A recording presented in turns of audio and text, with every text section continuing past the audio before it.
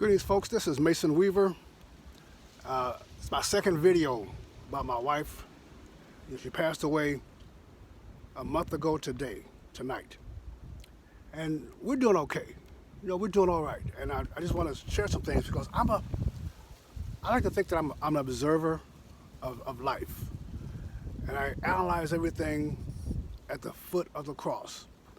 Political, social, economical, everything I go to. I'm out here right now in the backyard. I'm getting ready to barbecue. I got my favorite nephew and his wife, my favorite niece coming out today for dinner. I'm going to barbecue for them. Some prime rib.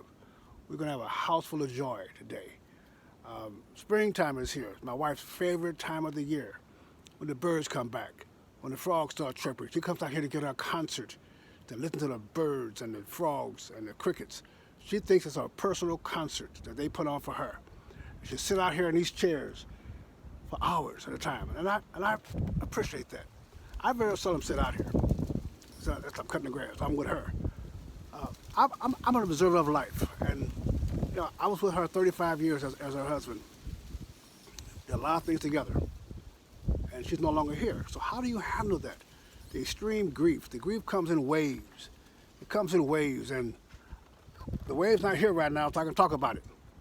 But in general, God, the Bible says that God formed man out of the dust. So our form came from the dust. That's why we look the way we look. Our body is a physical creation by God out of the dirt.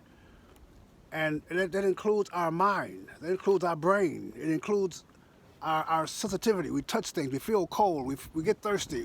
We get hungry because we're of this planet. We're made from the stuff of this planet. But then the Bible says that God breathed His Spirit into us, and we became a living spirit. Living. I guess spirits are not living. They're eternal, I guess. And we became a living spirit. But we're on this planet. We're here on this earth. And we're subjected to all the little things that earth has, and including companionship. So when you lose that companionship, the earthly part of you is what's really grieving. Some of you commented on my comment the last video when I said that that grieving was selfish. What I mean is that grieving is about yourself. It's about things that you want to do or missing doing or can't do. I still see my wife everywhere because everything we did was together. Everything we did. So it's connected. And when that was taken from me, the earthly side, the brain side, the feeling, the emotion side was taken away. And that's what I'm grieving. On the spirit side, I'm thrilled to death for her. On the spirit side, Lord have mercy, thank you. Because I know where she is. I know what she's going through right now. There is no pain, which means there is no pain, no sorrow in heaven. If there is no grief in heaven, then she cannot be looking down at me and feeling sorry for me. She cannot be watching the kids and saying, you shouldn't do this, shouldn't do that. That's earthly stuff. She's in pure happiness right now. And eventually I get through this grief. It's like losing a right arm. You eventually will heal. But I'm not moping around. There's a lot to do. I mean, a mother takes up a lot of your time and work. It's a lot of things she's done for me that I have to now double up on.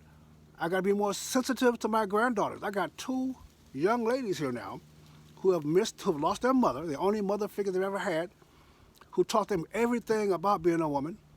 I got to become more sensitive. I got to give more time and attention. I have to be ultra conscious of the fact that these are young ladies and not a couple of guys.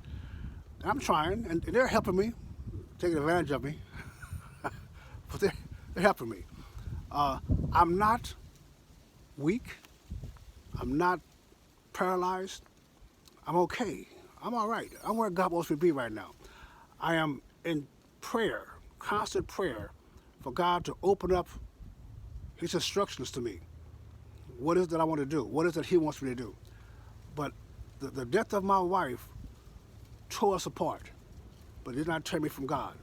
The death of my wife created a void in my life, and it's going to be filled with the love of Jesus. I want you guys to know that it's just time for me to move on. I'm getting back on the road again. But now I got to take these little girls with me. I can't leave them home by themselves. They just lost their mother. Basically, they lost their mother, and I don't want to ignore them and abandon them by getting out and getting to work.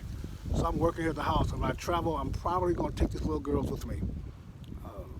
Anaya is ready to go into the military. She's ready to launch. Lishana was trained by a gourmet cook, my wife. Was trained how to take care of a home. She was trained, and these little girls are stepping up, and I'm very proud of them. I'm also very proud of you guys, my fans, my friends. It's really wonderful to have so many caring people around you, and I appreciate it. We often look at death differently than anything else in our life because it's permanent, but we are living, this plane we're in, we are living in the world of the dying. This is not living. This is not life. When God said He wants to give us life more abundantly, He did not mean here. We are living in death. We're going to life. My wife is now in the land of the living. I have to deal with the earthly side and the spiritual side. She is only now dealing with the spiritual side. And I rejoice. I rejoice. God gave her to me for 35 years. And it was a great, great, great marriage. And He took her from me because her family illness. And she was suffering. And I prayed to God. And God eventually made it very, very, very, very plain to me that He would keep her here as long as I continue to ask Him to. But she was not going to get better. She was only going to get worse. And I had to decide, as her protector, as her guardian, as the man given to her by God to look over her, I had to decide, do I let her go to the Father, or do I let her stay here and suffer? And I have not regretted that decision for 1 minute. The day I said to God, if you're not going to heal her, you got to take her. I'm not going to see her in pain anymore. The day I said that, 24 hours later, He took her home. He took her so peaceful. She died in my bedroom. I'm sitting next to her bed. We spent all our life together, and when she left with me. And I was able to see, I was able to witness how peaceful that transition was. And to be able to see that, to be able to look at her as she faded away, gave me complete confidence that she is now at peace. And I want to thank you all for your prayers. Keep praying for me. A lot to do. Keep praying for me. I'm going to keep praying for you. But we're okay here because we're Masons. Stay right or be left. Eternity is a long time to be wrong.